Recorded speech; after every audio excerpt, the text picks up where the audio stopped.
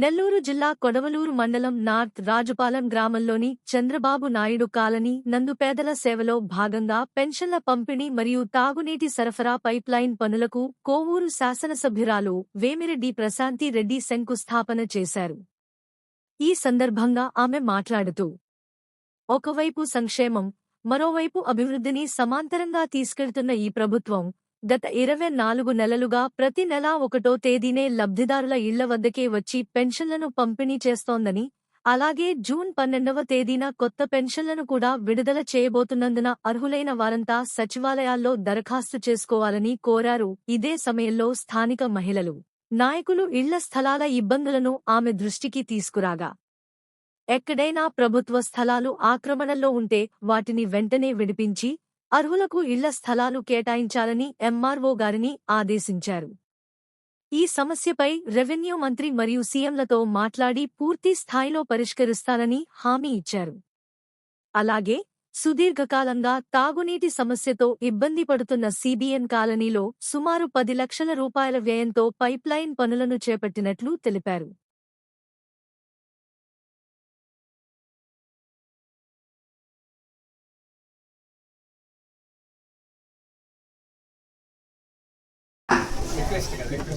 పార్టీకి సంబంధించిన పూజ్యులు ఎన్టీ రామారావు గారి జన్మదినం సందర్భించుకొని గొప్పగా మొన్న 28వ తేదీ 27వ తేదీ మహానాడు జరుపుకోవడం జరిగింది. మీకందరికీ తెలుసు, మొట్టమొదటిగా మన కోవూరు కాన్స్టిట్యున్సీలో నెల్లూరు జిల్లాలో కొడవలూరు మండలంలో చంద్రశేఖరపురంలో ఇక్కడ జరగాల్సిన మహానాడు మన ప్రధానమంత్రి మోడీ గారు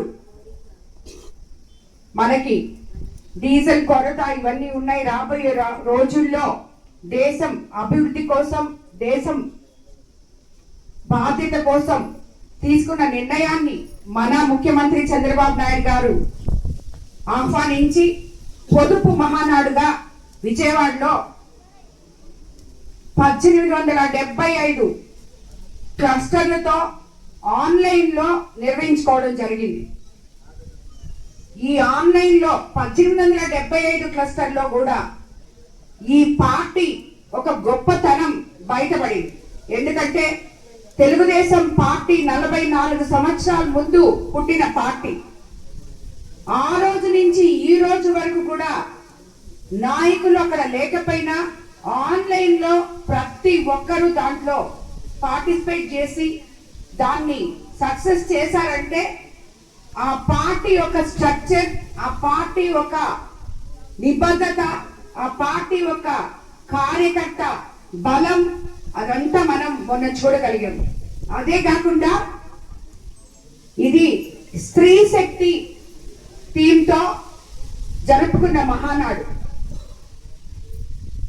ఈ యొక్క మహానాడుని ఈ కోవూరు కాన్స్టిట్యున్సీలో నేను ఇక్కడ లేనప్పటికీ దిగ్విజయంగా జరిపి రాష్ట్రంలోనే జిల్లాలో మొదటి స్థానంలో నిలిపిన ప్రతి ఒక్క కార్యకర్తకి, నాయకుడికి, క్లస్టర్ ఇన్ఛార్జీలకి, మండల్ పార్టీ అధ్యక్షులకి, బూత్ ఇన్ఛార్జీలకి, కన్వీనర్లకి, క్లో కన్వీనర్లకి, అలాగే గ్రామ పార్టీ అధ్యక్షులకి, కార్యదర్శులకి, అన్నిటికన్నా ముఖ్యంగా మైటీడీపీ యాప్ చేసిన ప్రతి ఒక్క నాయకుడికి, ఇక్కడికి విచ్చేసిన తెలుగుదేశం పార్టీ అభిమానులకు అందరికీ కూడా సక్సెస్ చేసిన ప్రతి ఒక్కరికి నా శిరస్సు వంచి నమస్కరిస్తున్నాను. ఎందుకంటే నేను వెళ్ళేటప్పుడు మీకు అందరికి చెప్పేసి వెళ్ళడం జరిగింది, ఈ కార్యక్రమం చాలా బాగా చెయ్యాలి మీరందరూ, నేను ఇక్కడ ఉండలేను, నేను పోలిట్ బ్యూరో మెంబర్ గా మంగళగిరిలో ఉండాలి, మీరందరూ కలిసి చేయాలి అని చెప్పాను. నేను చెప్పిన మాటకి నా మీద ఉన్న గౌరవంతో మీరందరూ ఇంత బాగా చేసినందుకు ప్రతి ఒక్కరికి కూడా మరోసారి నేను ధన్యవాదాలు తెలుపుకుంటున్నాను.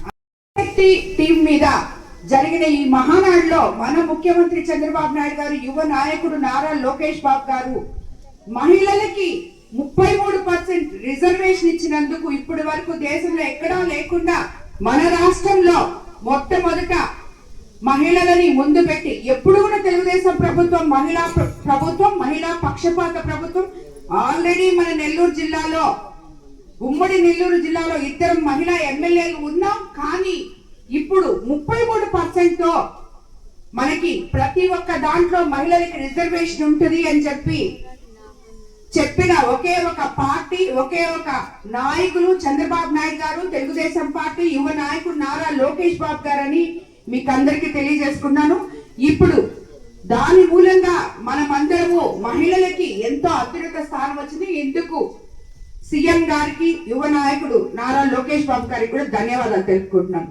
అలాగే మీకు అందరికి తెలుసు, మన ప్రభుత్వం అధికారంలోకి వచ్చిన తర్వాత ఒకవైపు సంక్షేమము, ఇంకోవైపు అభివృద్ధి రెండు కలిపి ముందుకు తీసుకెళ్తున్నాం. ఈరోజు మనం 1వ తేదీ 24వ నెల 1వ తేదీ మొట్టమొదటి పెన్షన్ ఈరోజు ఇక్కడ ఇచ్చుకోవడం జరిగింది. ఈ 24 నెలల నుంచి ప్రతి నెల 1వ తేదీకంతా వచ్చి మనం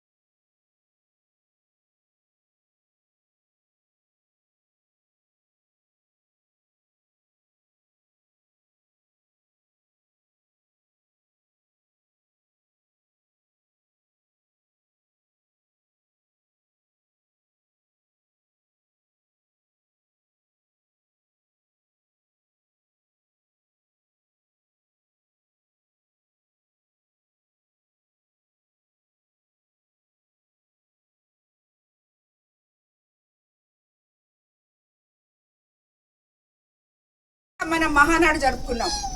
ఆయనకి మనం ఇచ్చే గొప్ప గౌరవం, దానికి మన పార్టీ మహానాడు జరుపుకుంటే ఆ మహానాడు సక్సెస్ అయింది చూస్తే అసలు కార్యకర్త ఎక్కడి నుంచి ఈ పార్టీలో కార్యకర్త అధినేత అని చెప్పి పార్టీ ఎలా చెప్తుందో, ఎవరైతే కష్టపడ్డారో వాళ్ళందరికీ ఎంత ఉన్నత స్థానం కల్పిస్తుందో ఈరోజు మనం మొన్న జరిగిన మహానాడులో చూడడం జరిగింది. కార్యకర్తకి ఉన్నత స్థానం కల్పించే అలవాటు లేని పార్టీ వైఎస్ఆర్సీపీ పార్టీ. దాన్ని చూసి జీర్ణించుకోలేక ఈరోజు మన జిల్లాలో కానీ రాష్ట్రంలో కానీ ఈ మహానాడు గురించి హేళనగా మాట్లాడుతున్నారు. అది తప్పు. ఏ పార్టీలో ఉన్న కార్యకర్తే. ఇది కార్యకర్తల పండుగ, కార్యకర్తలు చేసిన పండుగ. దానిని మనం గౌరవించాలి అని చెప్పి మీకు అందరికీ తెలియజేసుకుంటూ, అవాకులు చవాకులు పేలకుండా మీ పని మీరు చేసుకోండి. మీరు ఏమన్నా చేస్తుంటే గత 5 సంవత్సరాల్లో అది చెప్పండి, మేము ఇది చేసాము, మేము అది చేసామని. ఇప్పుడు వచ్చి మీరు అది మేము అన్నీ చేసాం, చేయకుండా ఏమీ లేదు. సూపర్ 6 చెప్పాం, సూపర్ 6 100% చేసాం. అదే కాకుండా యువతకి ఈరోజు ఉద్యోగాలు అనే దానికి ఎక్కడా పడలేదు. మన నెల్లూరు జిల్లా, మన కోవూరు కాన్స్టిట్యున్సీ తెలుసు. 13,000 కోట్లతో మన కొడవలూరు మండలాల్లో ఫ్యాక్టరీలు రాబోతున్నాయి. స్థానికంగా ఉండే వాళ్ళకి ఉద్యోగాలు రాబోతున్నాయి. ఇక్కడ ఉన్న చదువుకున్న యువతకి నేను ఎలక్షన్ ముందు వచ్చినప్పుడు చెప్పాను, మీరు చదువుకోండి, మీ చదువులు అయిపోయే తలకి మీకు ఇక్కడే ఉద్యోగాలు వస్తాయి అని చెప్పి.